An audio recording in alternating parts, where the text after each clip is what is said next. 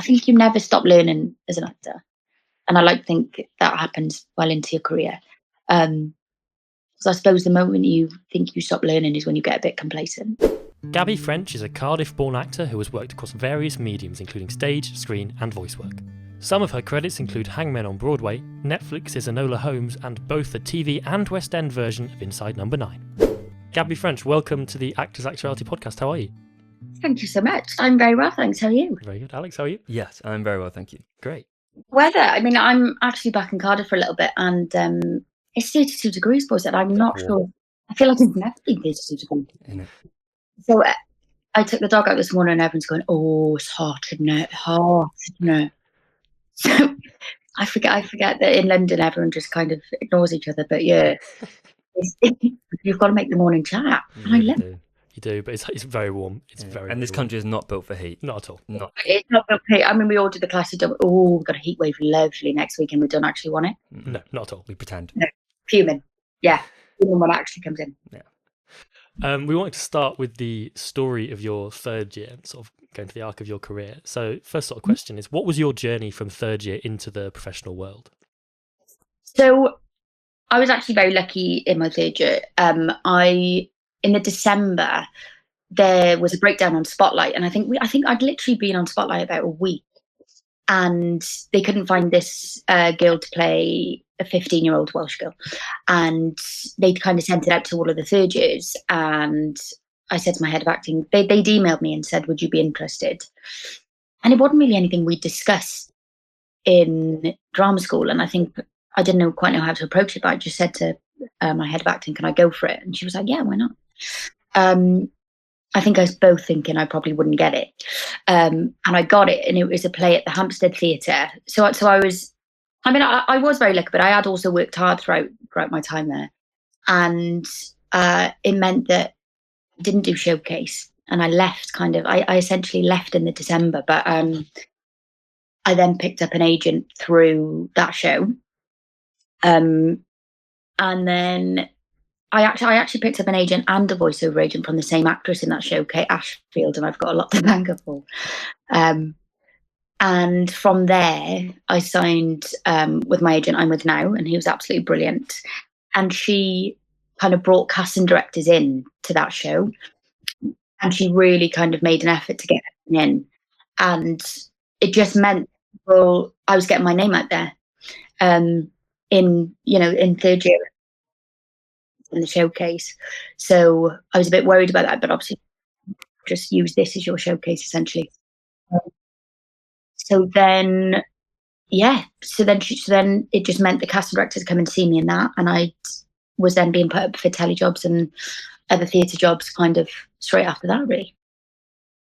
Fascinating. Yeah. Obviously that was like a very specific thing to happen. But what advice would you give to other young actors about to enter third year? Was there any preparations you made that ensured that you had that sort of success? Good question. I think I was in a very privileged position. So I know obviously anything I say, people might go, well, yeah, but you didn't bloody go through that. But I think I just, in second year, I just made sure that I knew who people were in the industry. So when I was watching someone on telly, I'd note down the casting director, and then you kind of are attuned to who's doing what in the industry. So, for example, I knew that like Amy Hubbard was cast in ITV dramas, and who was cast in period dramas, and who was cast in Channel 4 comedies. Just so you kind of put your best foot forward when you leave third year, when you hopefully sign with an agent. Not that that's the be all and end all, but you have just done everything you possibly can. And going into your third year, these people come into your showcase, who's there. When you look at that list, you know who these people are. And I was also researching, if I'd go and see a play and I liked a particular actor in it, I would kind of look at who their agent was. And then suddenly I had a list of who's with who, and like that, it just set me on the right foot then in third year when I was having meetings with agents. I kind of knew who was representing who and what agencies I really liked. And then it just put me in a really good position, I think, because I'd done that prep. And don't get me wrong, I'm not sitting here going, I did everything I possibly could going into third year. But I think for me, it just gave me a bit of confidence, I think, in those agents' rooms. having done that little bit of research. I think another thing I would say, as much as possible, is stay in your lane. And I suppose by that I mean, don't worry about how everyone else is doing, and don't worry if someone else has got an agent and you haven't. I think it's really easy to fall into the trap of going, can you believe so-and-so's got an agent and they didn't come in for 6 months? And actually, it's not going to help you in any way. I think so. Focus on you, focus on what you're doing and what is within your control. Because otherwise you're just going to get yourself het up about nothing. And I also think carry that through. Again, it's just a personal opinion, but I mean, everything in this industry is subjective. But I think don't try not to. If someone gets a role over you, and especially if it's your mate, be happy for them. I think you can't. What is the point? And of course, you can absolutely be disappointed about jobs. There's some jobs I've been devastated about, and it's important to do that because it obviously shows you care. But I think if you're angry about it, think what favors is that doing for you? I think just be happy for your mates, be happy for people, but of course allow yourself that disappointment. But also, I think in a way, drama school is kind of like your driving test, as in like you're having your driving lessons. You've got your drama school tutors kind of guiding you, and then you pass your test, and you're like, oh shit, you're on your own, and you that is kind of reflective of what happens when you leave drama school, because you're in a bubble and you have people next to you guiding you, and then you pass your driving test, and it's like, right, now you really learn to drive, and then you're thrown into the industry, and you're like, okay, and it's okay, I think, to go wrong. It's okay to make mistakes, and that's how you're going to learn. We've never been in those situations before. We haven't been in rooms with casting directors and big directors and people kind of watching us going, okay, show us your best work. In that high pressured environment, we've had drama teachers going, that's great, do this, do that. People who know us. And then suddenly we're thrown into a totally different world. And we're given the tools, but we're never, obviously, nothing's been replicated in drama school that is going to be exactly like when you leave. So I think just it's okay to say to yourself, it's okay to make mistakes, and don't panic if you're not getting those jobs.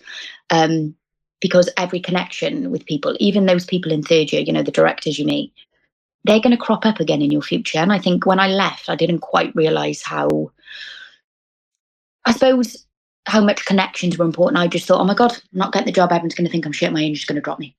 And it's not, it takes a few months to kind of break those thoughts, but yeah, I think you're just, as long as you're preparing and doing your best, and I mean that for second years and third years really, yeah, I think as long as you're doing as much as you can, the rest is out of our control. Cool, thank you, that's some really good advice there. Going more on to like acting preparation and things now, how does your method change between theatre and screen, and how much does it change? That's a really interesting question. I think, to be honest, I don't think it really changes that much. I think a lot of people kind of go, I love acting because I can totally detach from myself and become someone very new, and it's really refreshing. But I think for me, to be honest, I think I probably go, what can I give of me to that character, rather than completely detach myself. That's not true of every situation. There's obviously darker characters where I obviously haven't given myself to. But I think, yeah, I think that's how I look at it and go, right, what can I take that I think could be helpful for this character that is maybe a personality trait of mine. I don't know. But yeah, so rather than detach myself from it, I think I probably look for ways in through me. That might be the wankiest thing I've ever said. No. Look for ways in through me. That makes sense. 100%. Did you have that mentality when you were in your third year? Is that something you've developed since? I think, again, because in third year I didn't quite know what the industry was going to be like. I didn't really know what that preparation was for me. But I think, certainly being a few years out now, I mean more than a few, but we won't say that. I think that I've definitely learned that I kind of probably go for both the same. Obviously, telly gives you that intimacy that theatre doesn't, but it doesn't mean that theatre doesn't allow you those intimate moments. It just means that telly's a slightly different ball game, but my approach isn't different. With self-taping, in our experience, in our short-lived experience, it can be very short notice, and it'll be the same for a lot of our listeners. What advice do you have, say you've got 2.5 days notice for an audition, to put your best foot forward for a self-tape or an audition? What prep do you do? What are the first things you do?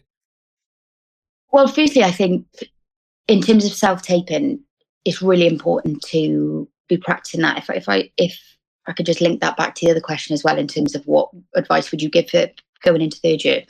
I think get a script from BBC Writers' Room or anything that you can just kind of whack out with your mates, and get into the rhythm of kind of knowing how to approach a self-tape and what you look like on camera, and getting used to that before throwing yourself into third year. Because I think when I graduated, it was probably 1 in 10 auditions were self-tape, and now I'd say that's definitely flipped. The 1 in 10 is a meeting.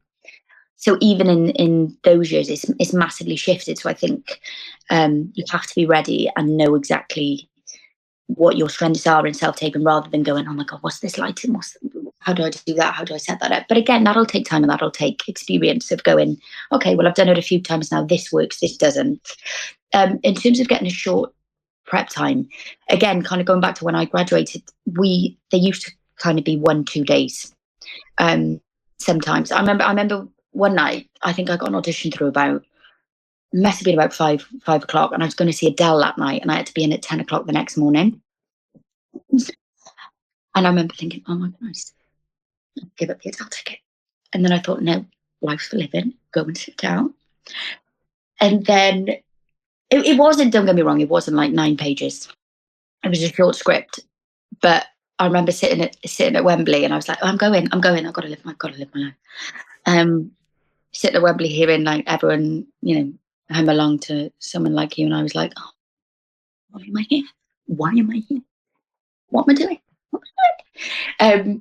So luckily, we don't usually have the 1 or 2 days kind of turnover time now. That's massively changed, and I think actually that was a big shift over COVID. That I think a lot of actors created this campaign where they said it's not fair to give us that short amount of time. And it did change things. So I'd say now, I mean, it's difficult to say, but probably on average, you get about 4 days. But if, for example, come back to your actual question, Alex, if you were thrown into a situation where you had 2.5 days, I think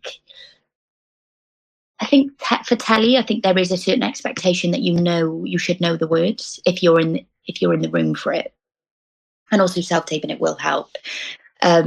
So I think the more, it's kind of like that memory muscle, isn't it? The more you do it, the better your memory will get. And I've certainly been in, situations where I've had a few months of taping quite a lot, and then my memory gets genuinely, I've noticed it, that I pick up words a lot quicker. So I think it's about, again, making things easy for yourself, and maybe just picking up, if you haven't had an audition, just picking up a script that so mentally you'll get used to picking up those words quite quick. I don't agree that you should necessarily be off book in telly, and that might be a controversial opinion, because I totally understand that they've got to see your eyes and stuff, but sometimes it holds you back and you feel like it's a bit of a memory test. If it's a short turnaround, if it's 2 days, for example, just on that, I would, just a bit of advice for me personally, I find taking words into an audition always helps me just mentally go, it's fine, if I need it, they're there. Not necessarily looking at it, but just maybe having them in my hand. They're there if I need it. It's like a comfort blanket in a way.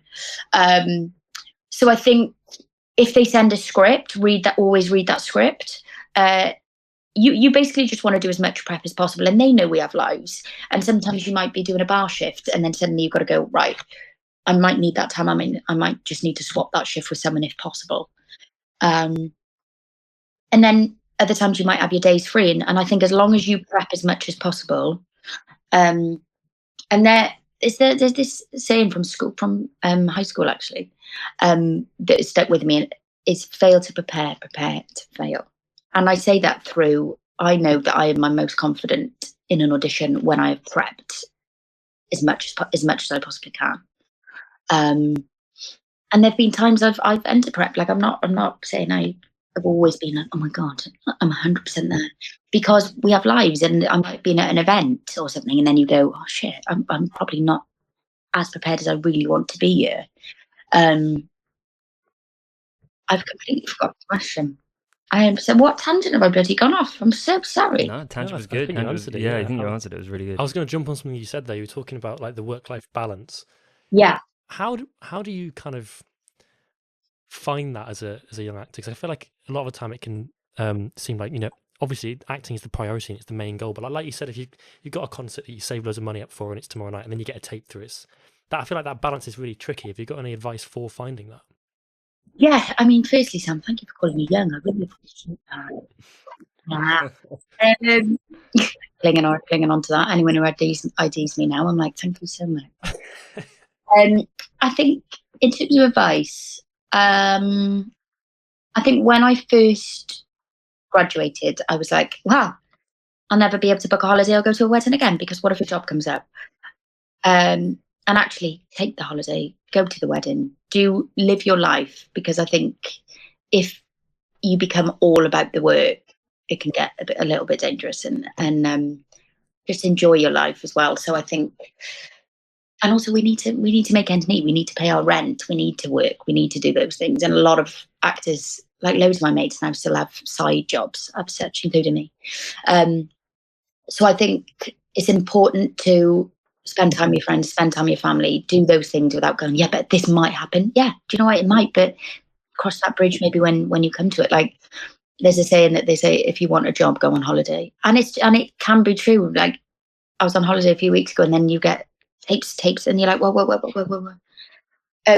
it's fine. You deal with it, and there's ways around it. And actually, it may just take you saying to your agent, is there any chance I could just ask for an extension for 2 days or something? And then worst that can happen is that they say no. So I think try and find that balance of enjoying your life. God, this is getting so serious. I'm so sorry. Enjoying your life, but also throwing everything into work. And you will strike that again. It's just experience. It's just about kind of being out and about in the industry. But I certainly remember leaving drama school and thinking, wow, this is it then. Locked it. This is my career. Now I'll never leave the UK again. But yeah, I think just do what makes you happy. And I think it's also important to like take time, as in, especially if you've just had a job, like take that holiday and take that time off. I say this, I have one day on my sofa and I'm like, well, what's next? What happens now? And I struggle. I also struggle to switch off. But I think, yeah, just spend time with people you love. And I think sometimes we go, and I think often we feel guilty. We go, should I be doing more? Is there something I need to be focusing on here? But no, not. If we were to going back to like prep, you talked a little bit about whether your method changes between theatre and screen. Then we touched on, you know, that self-tape audition. What is the first bit of prep you do when you book a job? What would be the first thing you would, obviously not too deep into your process, but what do you think is something that's really important when you first get a job? Now I know what you're thinking, boys. I'm a method actor. I know I give off that vibe. She's method. Yeah, he just likes to live as the character for months on end. But actually, it's not true. I think I try and prep as much as possible in terms of I'll read all of the scripts they send.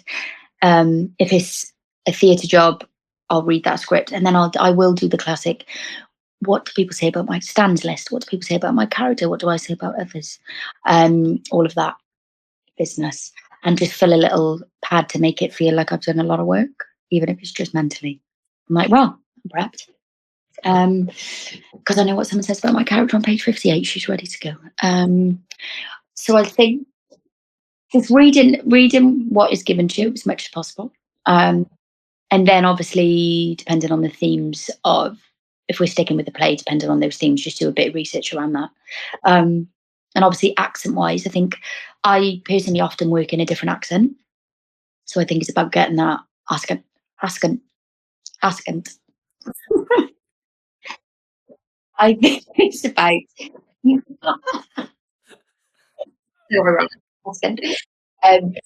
I personally work in a different accent a lot. So I think for me, it's about getting that accent as crisp as possible. And doing that accent to the best of my ability, because I don't want anyone to go, "Shh, he's not from there." Um, and also I think that comes under prep. Otherwise, like I, if I've got a bit of time off now and I might do a few hours on a certain accent. That's making me sound like I do hours and hours on end of accents a day. I don't. But when you do get time, I think, grab that where you can. It's important because the tape will come in and you go, shit, I wish I did that. So yeah, I think, and also for me, say for example, it's on telly is different. If I'm going up for a series or I've booked a job that's a series that already exists, I will absolutely watch all of those series up until then because it gives you the storyline and it informs you about other characters too. But I think if it was a play, I wouldn't go in, and it's been on. I personally wouldn't go in. That's my dog. Can you hear him? Where was it? You're saying you wouldn't, for a TV show, you'd watch the series, but if you got a theatre, you wouldn't go to the show. Go to the show, yeah. Yes. I think because I don't want to have someone else's interpretation in my mind personally. But other people, that might totally differ for other people. They may want to get a sense of what that character is. Are there any skills or techniques that you feel that drama school training omits or misses out on?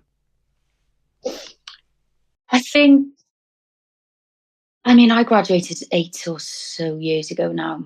And I think in terms of going off that experience, I think we could definitely have done with more screen training, more hours. And I absolutely loved all of the stage stuff and doing that and that balance. But I think in terms of when you graduate, there's kind of an imbalance between how much stage you've done in drama school and how much telly you've done. I think I'd add a few more hours of telly, but also I think it's really important, and I kind of wish drama schools did this more, of trying to replicate what it's going to be like in the industry as much as possible in your third year.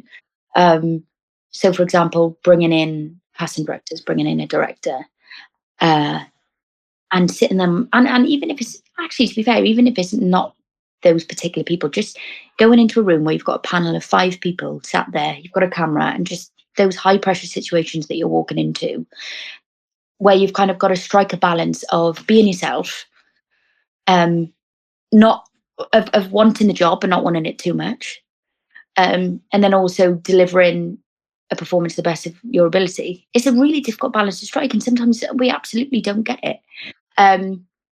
So I think I would personally love to see more of that, more industry kind of like situations happening in drama school, because I think we maybe actually I don't even know if we had one, and then not criticizing my course, but in terms of get me ready for the industry. I think now it's a different thing where you are able to do that, and I think actually people are more open now to. Not that they necessarily wouldn't have been before, but I think if you kind of contact a casting director, a drama school, and says, "Would you be able to do a day here?" I think they'd say yes. Like I don't think they go absolutely not. So personally, I'd like to see a lot more of that, and maybe that kind of happening. I don't know, every other week or something, where you're getting into a regular routine of it, and you don't just get one shot of it, and it's not just like, right, this is going to happen in March. Prep for it now, because like I was saying earlier about when you graduate, that's when you kind of really learn, I suppose, more what life is as an actor rather than being an actor. So I think as much as possible, if they can throw you into those situations, I think it'd be really helpful, and stage and screen. I suppose we've had more experience with it in stage because it's usually just a director and a casting director maybe. But telly, there can be, but rarely, but there can be up to like 6 people in that room. You've got your director, casting associate or assistant. You've got your producers, your exec producers. And it's nerve-wracking. And you don't want the first time that you're going into a room with 6 people to be that massive Netflix job that you're down to the last 2 for. So I think if there was a possibility of drama schools bringing that in sooner, and I've worked in drama schools actually where they do that, and I can really see that in the students, they get more confident. For me personally, acting is a massive thing about confidence. As in, if you're walking into that room confident, that's half the battle, because it kind of means you believe in yourself and you're backing yourself. Is what confidence is, I think. And if you're doing that week in, week out, it's bound to give you a certain level of, oh, okay, well, I did this last time and that went well, so I might hold on to that, but I didn't do that. I need to work on that. And you learn from it. So yeah, I would definitely implement that where possible. I would agree with that, actually. We did a workshop this past year where we had a fake audition. Like, we got sent the sides, the full script, and then went in the room and there was the director and another actor to read with. So we were allowed to watch everybody's audition, so you can saw the other side of it as well. So it was a really interesting experience to see. It was interesting because you had that, like you were saying, that nerve-wracking experience of going in front of a panel, but we also got to see the side of, oh, it is objective and they're not judging you as a person, they're just seeing if you fit.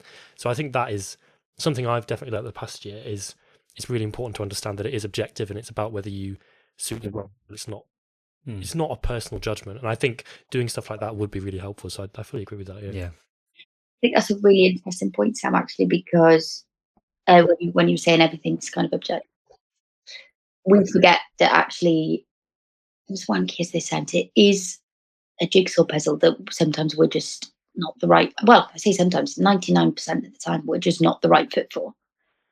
But 1% we are. And I think it's easy to lose hope. It's because I'm terrible. Yeah, that's why they're not casting me. Or I need to change this about me, or I need to change that. But actually, it's just about being in the right thing at the right time. And sometimes you're just not that piece of the puzzle, and it's not the right timing. And you could go into an audition room, and the director could absolutely love what you did and want you for the role, and the producer might be sat there going, "Nope, not for me." And it's exactly the same audition. I mean, you probably rarely find that when you've got a team like that, because they would have done loads of things to make sure they're on the same, loads of interviews to make sure they're on the same page and stuff. But that absolutely can happen. It's down to personal opinion, and you'll be right for some people and you won't for others. And I think it's also about, I think a big thing for me about being an actor is learning how to cope with the no's. And I think it's just about resilience and bouncing back from it and going, not taking it personally, I think is a massive thing. Because I think when you first graduate, it's really easy to go, I'm going to retire right here and now because no one wants to employ me. But I think it's just about realizing that whatever you're offering, that's just not the time for it now. But it absolutely will be the time for it at some point in the future. And I think have the confidence to believe that. You took yourself to drama school. So I said took yourself as if like you walk from home every day. You put yourself there. You wanted to audition for drama school, and you believed that is a career that is paid for you. I think back yourself, and don't let those rejections get to you. Easier said than done, though, guys. Yes. Easier than done. Very true. Yeah. That's it. Hurts every time. Yeah. Gotta move on. You've had a very good career, if you don't mind me saying. We've done West End. You've done West. No, West End, Broadway, off Broadway, National Theatre, Theatre Club. Which of those experiences do you find yourself reflecting on the most? Firstly, thank you. That's very kind. I've genuinely, and I really mean this, I think any job I've done, I've loved. I've loved for one reason or another, and I think actually acting for me, the best thing about it is the people you meet. And a lot of those jobs I've done, I've now got a set of those people from those jobs, some of my best mates. But I think they're all special in their own right. But I think for me, it's got to be Broadway. It was kind of changed my life really, because doing off Broadway and Broadway, I probably spent about 9-10 months in New York, all in all. So I've shifted my life over there. I don't know why I said that, like I've got 12 kids and a partner. Can you believe I've rooted all of my family, just myself, and lived in this city that I'd been to when I was like 16. And I remember walking around Times Square and just looking at like these billboards of these like amazing plays in these beautiful theatres where the lights were so bright, and looking up and thinking, how amazing is it that people get to go and do a play on Broadway and say that that's their job. And genuinely, I wasn't one of those people who's like, that's going to be me, 100%. I'm going to be on one of those stages. I was just like, it felt so far removed that it wasn't even a thought. So I think when I got that job, it was a dream come true, really, and as in like it really was, because it was a different accent to mine. I'd just graduated drama school, and I thought I haven't really got a chance yet, but it'd be nice to meet these people. And kind of linking back to what we were saying, I think on one of your first questions, of my agent bringing in those casting directors. The casting director of Hangmen came to watch that first play I was in. And then we had a general meeting, and she said, how are you with accents? And I said, I love accents. I'd love you to give me a shot at things that aren't necessarily Welsh. And she said, yeah. And then this came along literally, I think, about 3 weeks later. So in terms of connections, I suppose that's what I mean, is in those people you meet, is that they're always important. They're always invaluable, really. But sorry, going back, I went off on a tangent. That's so not like me. I think Broadway. So it changed my life personally in terms of spending so much time in New York, which was a dream, and I absolutely loved it. And I lived in different parts of New York. I lived downtown New York when we did off Broadway, Midtown when we did Broadway, and it just experiencing that and feeling like you now know a city, especially like a city like New York. It was brilliant. And also going at times in my life, I was in my 20s. Again, don't know why I'm saying that like I'm in my 80s. What am I? Am I all right? It was an amazing time to be there. And also professionally, I think it opened a lot of doors to me. I think it enabled me to kind of get in those rooms that I really wanted to be in. And I just absolutely loved it. And also I was thrown into something where they'd done it in the West End. They'd done it at the Royal Court. So it was already a brilliant piece, with incredible creatives attached, Martin McDonough, the writer, and Matthew Dunster, the director, who were at the top of their game. And also all those actors who'd done it. I think there were quite a few attached who'd been in the London production that were coming over to New York. So suddenly I'm thrown into a production where you've got these massively talented actors who I was learning from every day. I just used to sit in the rehearsal room and just watch. And I remember, especially that first time off Broadway, just watching them do their scenes and just being like, oh my God, I'm going to be in that in a minute. So to have done it, I think is a real dream. And also, I was lucky enough to go to the Tonys and experience all of that buzz. And so it was a real kind of pinch me job. And to be honest, I really do find those moments in all jobs I do, genuinely. But I think because it felt so far away, that when it did happen, I just thought, oh, why have you picked me? It was an incredible experience that I will never forget. Wow. Yeah, it sounds it. On those, you talked about how important connections are there. Is there an actor you've worked with who you've learned most from, do you think? Or someone in particular you can think taught you something really key that you've taken forward? There are loads. I think for me, anyone who can kind of do comedy as well as serious acting, I think are people who I really, really look up to, because, people like Julie Walters, Caroline Aherne. I've got a real image of Caroline Aherne in that Christmas episode in The Royal Family, where you're literally, she has you in stitches 1 minute, and then the scene where she's up in the bathroom with her dad, and then you're sobbing, and you're like, to be able to do that, I think within a few seconds of script is a real talent. So I think I've always looked up to those people, and been lucky enough to work with those people. I've recently done Inside No9 play in the West End, and Steve Pemberton and Reece Shearsmith are real geniuses at that.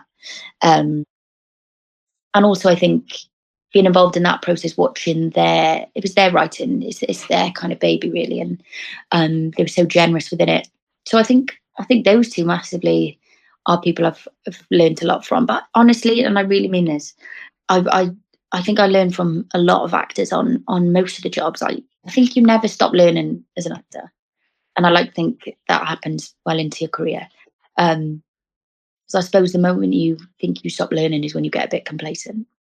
And I think there's a bit of a danger in that. So I think always be open to learning and also like take those opportunities. Like sometimes you might go, like when you graduate, I don't want to do that because I'm sure I'll be getting a telly job in a few months. And I think take opportunities that are in front of you and also like take a gamble on yourself. Yeah, I think back yourself. I think don't sit in that kind of negative thought process of oh my god, I'm terrible. And it's really easy to do that. But I think confidence in yourself. Again, that's nothing to do with the question you asked me, but I can't even tell you how we ended up here. No, that felt very relevant though. That good piece of advice. We'll clip that and yeah, use that we'll on the clip trailer. that, That was good. That's good. That's progress. Good. Yeah, I think so. In terms of people I work with, I also I've been lucky enough that like I was saying earlier, just like a lot of people I've worked with are now really really good mates of mine. And also I think especially there was the group of girls I did Military Wives with.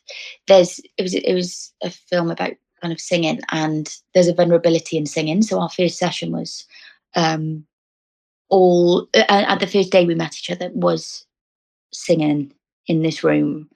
I think at Abbey Studios. So it was a surreal day anyway. But there was a vulnerability that kind of bonded us all, and like friendships kind of grew from there. But I think honestly, on every job, like there's been people that I'll be friends with for life, and it's just the beauty of this job, I think. And also people in different areas, like from the jobs I've done in the past, not just actors, directors, stage managers, lighting designers. There's people from all walks of the industry that you kind of bond with, and it's great. And I think I hadn't even thought about that. I was just kind of going, well, I'm an actor and this is what it is. But you don't think about those people that you're going to meet along the way. Again, nothing to do with the question, but we are. No, it was. Yeah, it's useful. Are we good to hit with the final question? I think we should, yeah. Yeah. We have like a final staple question that we're hoping to make like our like cool podcast question. We didn't put this in the thing, but if you could give one sentence worth of advice to a young actor entering the industry, what would that be? I think mainly have fun. I think this profession can feel quite serious at times, especially like with rejections and stuff. Have fun, and when you get those jobs, enjoy every moment of it. Celebrate it. And also don't be boxed in. Don't let anyone box you into something. I've played characters totally opposite end of the scale, and I've previously been told that I wouldn't be able to play those characters.